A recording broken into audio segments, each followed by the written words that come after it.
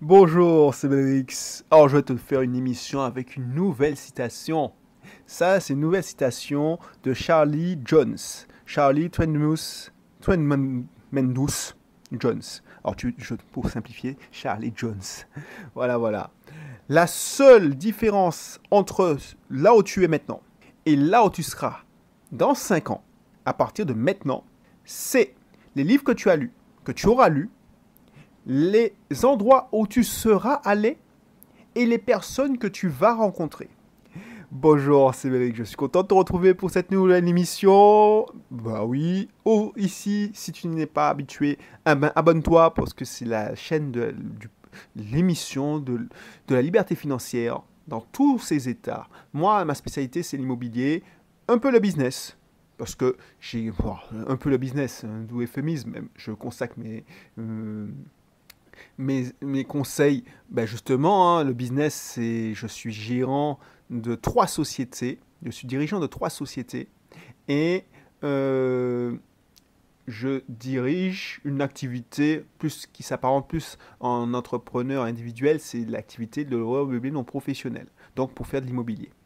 Donc, effectivement, le business, ça me connaît, puisque une de mes activités, c'est un business en ligne, c'est Bisoft Team, hein, qui héberge ce podcast, qui sponsorise ce podcast. Et puis, les deux autres, c'est des entreprises traditionnelles, un garage et une société de sous-location immobilière. Donc, j'ai fait une société qui allie mes deux passions, c'est le business et l'immobilier. Donc, si tu as intérêt de savoir un peu plus, n'hésite pas à t'abonner. Ici, tu vas trouver des conseils parce que rien ne me prédestinait à être un multi-entrepreneur et un multi-propriétaire de biens immobiliers. Quand j'ai quitté la Martinique, Lyon surtout, pour venir en Martinique en 2015, c'est parce que 2 ans avant, j'ai accéléré mon parcours vers la liberté financière. Voilà. En 2009, je crée Bisofty, mais c'est plus un loisir. C'est-à-dire que, comme je suis quelqu'un jusqu'au boutiste, j'avais une idée de créer un site internet pour mettre en relation des touristes avec des gens, surtout ma tante, parce que j'ai fait le site pour elle, qui louait son bas de villa en location saisonnière, courte durée. À l'époque, on disait location saisonnière, hein. Maintenant, on dit location courte durée. Donc, j'ai créé ça en 2009 et je me suis dit, bah, je vais faire mon site, je vais aller jusqu'au bout du délire et je crée Bisoft Team. Voilà. Parce que j'étais persuadé qu'il n'y avait rien sur le marché. Tu vois, bah, tu vois la naïveté de l'entrepreneur qui ne sait pas. Et ça, c'est bien parce que ça, si je savais ce qui m'attendait, ben, j'aurais peut-être réfléchi à 2 fois. Donc tout ça pour te dire que j'étais un entrepreneur depuis longtemps, mais un intrapreneur, et je me suis lancé dans l'entrepreneuriat, et maintenant je suis à la tête de 3 entreprises que je dirige, et une activité de l'eau meublé non professionnel. Donc, si tu veux devenir libre financièrement, alors que en 2015 j'étais encore responsable informatique, moi, je ne suis pas responsable informatique parce que je fais des grandes écoles, hein. J'ai fait un parcours universitaire. Je suis allé à l'université en Guadeloupe, à Fouillol. J'ai fait une licence informatique. Ensuite, je suis allé à Toulouse, à l'université Paul Sabatier, continué. À l'époque, c'était encore une maîtrise. On appelait ça les maîtrises informatiques. Et puis, j'ai continué en master, en DESS, parce que ça s'appelait DESS, mais c'est devenu un master après. Et puis, voilà, à la force du bras. Donc, je sais d'où je viens. Et rien ne me prédestinait. J'étais bien à Lyon. J'étais responsable informatique. J'étais entré dans cette entreprise comme développeur. Comme peut-être si tu es informaticien, tu sais ce que ça veut dire, c'est-à-dire le bas de l'échelle. Et je suis passé responsable informatique. Donc si j'avais continué, voilà, j'aurais mon salaire de cadre moyen. Mais au bout d'un moment, tu sens qu'il y a un truc qui va pas. C'est comme quand tu regardes le film Matrix et que tu te dis, mais il y a un truc qui pisse. Alors, il y a des dissonances dans cette réalité. On m'a toujours dit qu'il fallait être dans le système. Donc, et le système me l'a rendu bien, tu vois. Donc, mais malgré ça, il y a un truc qui va pas. Et je découvre qu'il y a un autre moyen de gagner des revenus. Et c'est comme ça que je me lance dans l'aventure. Je transforme Bisoft Team, qui était un loisir, en véhicule financier, en vrai véhicule financier, et je me mets à fond dans l'immobilier. Et en 2015, quand je constate, enfin 2014, début 2015, quand je constate que mes revenus complémentaires, d'abord, ben, ils dépassent mes revenus, enfin mes charges, ben c'est bon, je pars. Et je suis libre financièrement. Voilà l'histoire. Donc si ça t'intéresse, n'hésite pas à t'abonner. Ici, tu vas trouver des astuces, des techniques, mais pas que. Il y a aussi beaucoup d'état d'esprit parce que dans mon parcours de la liberté financière, et ça continue parce qu'il n'y a pas de raison que tu n'arrêtes pas de croître parce que tu as atteint un certain palier. Pour moi, voilà, si tu n'es pas en croissance, tu es en décroissance. Donc c'est important de continuer sa route. Là, ce qui fait la différence, et c'est pour ça que je voulais te donner cette citation, même si j'ai écorché le nom de l'auteur de cette citation, Charlie Jones, c'est que la seule différence entre le Belrix, le Audrey Cédric d'aujourd'hui, enfin, c'est justement, ça fait bizarre. Voilà, la seule différence entre le Audrey Cédric de 2009, qui démarrait Ubisoft Team, qui était un pur produit du système, qui était content de faire 12 heures, 10 heures par jour pour ses patrons. Et le Audrey Cédric, qui a décidé fin 2014, donc 5 ans plus tard, bah ouais, c'est super, 5 ans plus tard, j'ai décidé que j'allais démissionner. Tu te rends compte? Je ne m'étais même pas rendu compte, c'est en faisant cette émission-là, là à l'instant, que je me rends compte que j'ai créé Ubisoft Team fin 2018. C'est-à-dire que j'ai immatriculé début 2019, janvier 2009. Janvier 2009 et janvier 2014, j'avais déjà entamé le processus et j'avais déjà le plan. Donc, ce qui s'est passé entre cette date d'immatriculation de Ubisoft Team, qui a existé, et je l'avais créé pour avoir un loisir, tout simplement. Et puis après, j'avais acheté en 2010 ma première location saisonnière. Mais comme je t'ai dit, peut-être que tu te rappelles, mais la location saisonnière, c'était plus une résidence principale. Et je le mettais en location saisonnière pour payer les charges de copropriété. Et aller amortir le crédit. Donc pour moi, si j'avais une opération blanche où ça me coûtait 50 euros, je m'en foutais. Tu sais, quand tu as des revenus de cadre, tu te dis, ouais, c'est un luxe, quoi. Tu étais fier de dire. Et ce qui a fait la différence, et pourtant, c'est le même Audrey Cédric, hein. C'est exactement ça. Et je me rends compte de ça. En 2009, je crée Ubisoft Team. 2014, janvier 2014, j'ai déjà mon plan.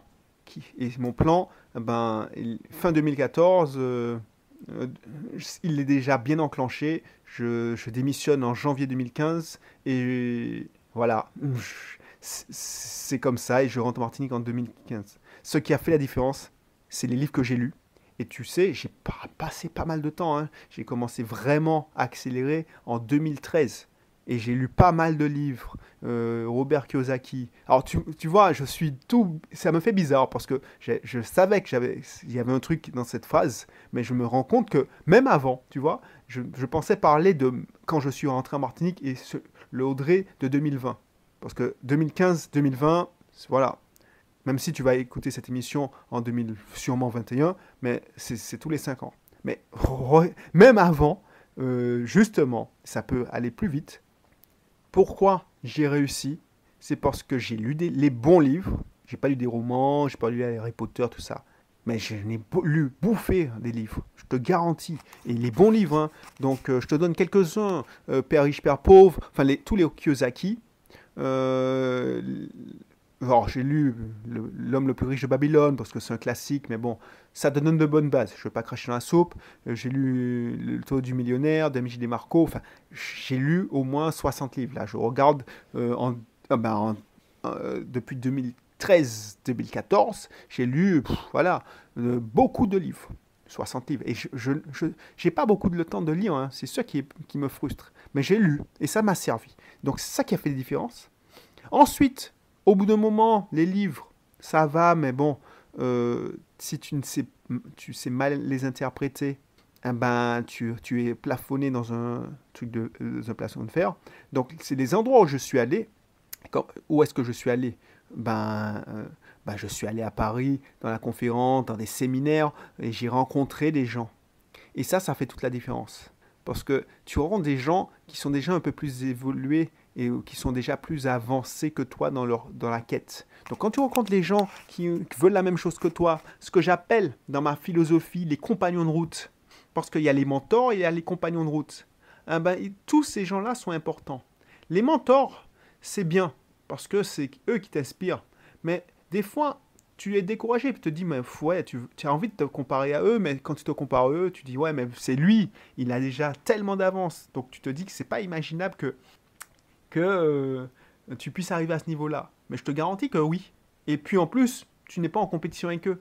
Eux, ils ont leur vie, et toi, tu dois te contenter d'être une meilleure version de toi-même que la veille.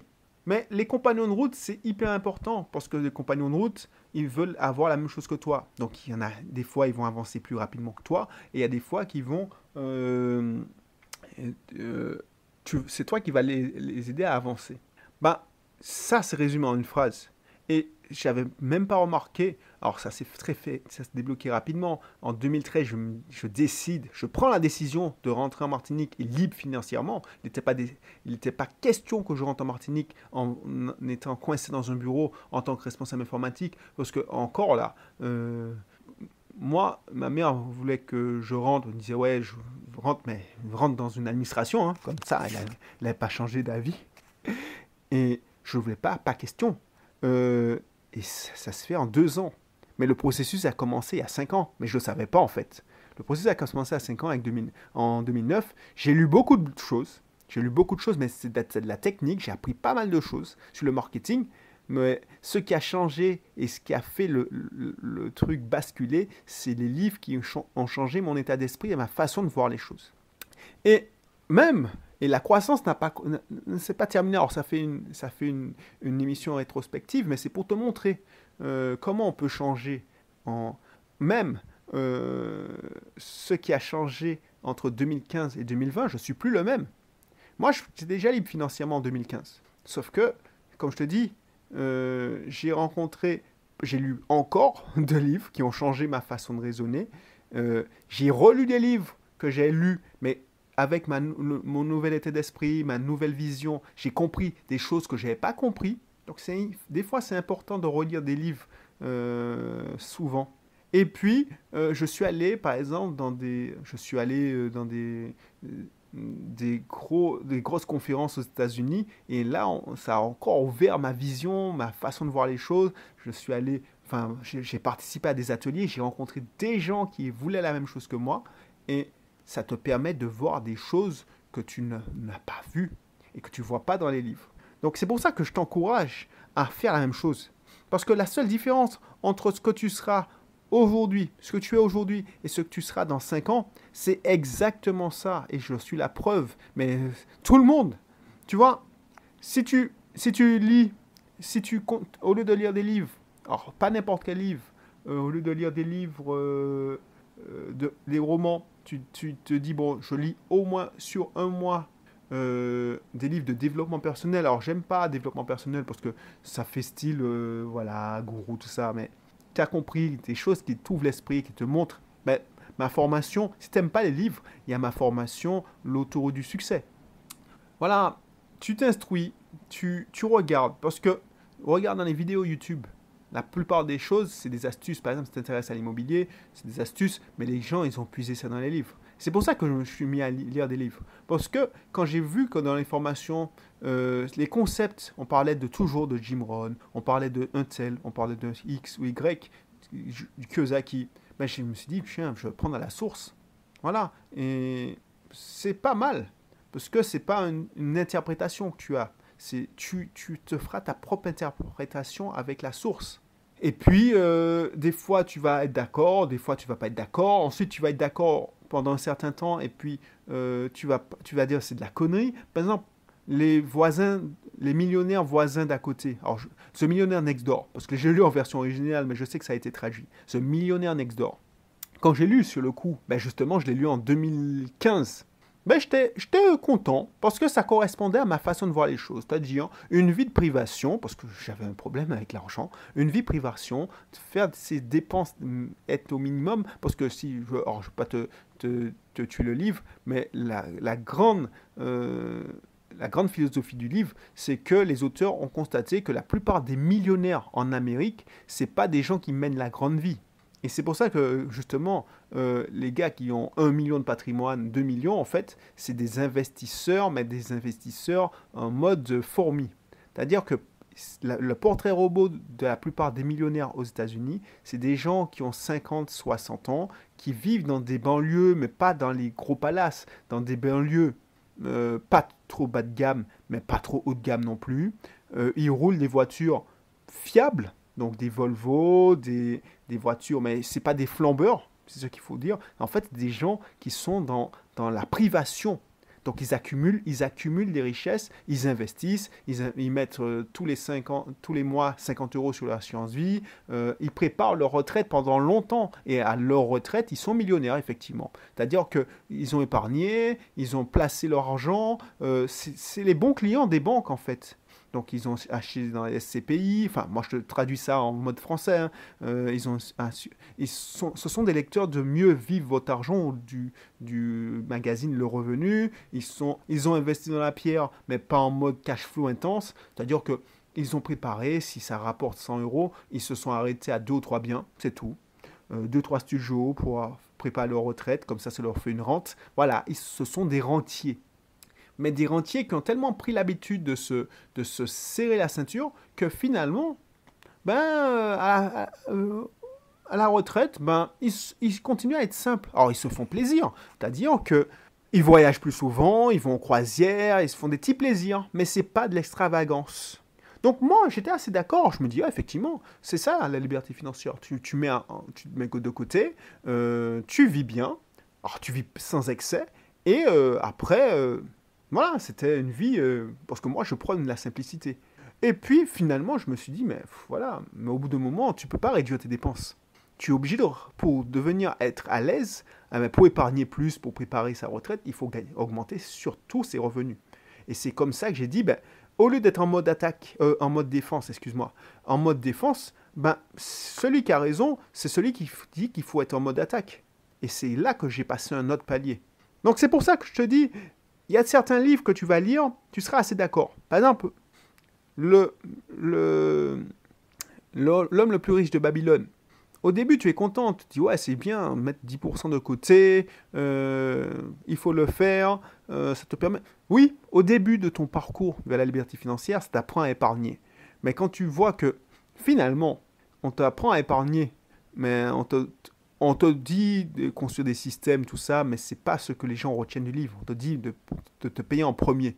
Alors que pour moi, hein, la pépite du livre, c'est justement créer des systèmes. Parce qu'il y a une image dans le livre, bon, je ne veux pas te dévoiler, mais il y a une image dans le livre où il y a un roi qui demande à 2 prétendants de construire une pyramide. Ah voilà, celui qui a créé le système, c'est lui qui gagne. Ça, c'est important.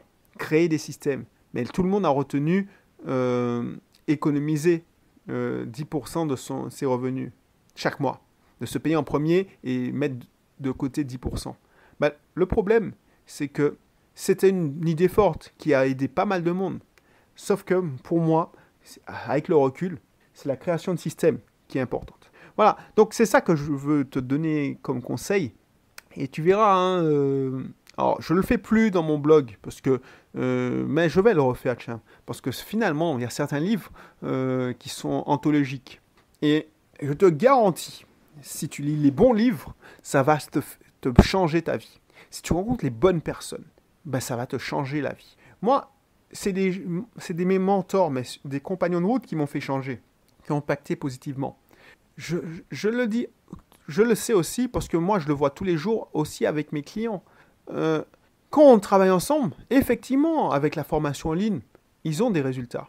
Mais avec l'accompagnement, par exemple en immobilier, même si c'est un accompagnement d'entrée de gamme, ça leur donne une impulsion. Parce que le résultat, et c'est ça qu'il faut, il faut garder une certaine humilité quand tu es un mentor, tu es un coach, c'est le résultat, c'est pas grâce à toi, tu es un facilitateur, mais c'est surtout grâce à la personne qui a pris cette décision. Et toi, tu dois juste l'aider à prendre la bonne décision, les bonnes décisions. Voilà. Donc, si tu n'es pas encore abonné abonne-toi. Si tu veux en savoir plus, si tu veux justement avoir peut-être un entretien de vive voix avec moi, n'hésite pas, il y a un lien dans la description qui va te donner accès à pas mal de mes ressources. Et tôt ou tard, bah, si tu veux, bah, on pourra en discuter de vive voix. Il n'y a pas de souci, avec plaisir. Tout ça pour te dire que tu cliques sur le lien de la description, tu vas voir il y a accès à un bon nombre de mes webinaires, mes ressources gratuites qui te donnent déjà pas mal de conseils. Et puis des webinaires, voilà, des formations offertes aussi. Voilà. Donc du coup, on se laisse. En tout cas, je te dis à bientôt pour un prochain épisode. Et puis on se retrouve très très bientôt. Allez, bye bye.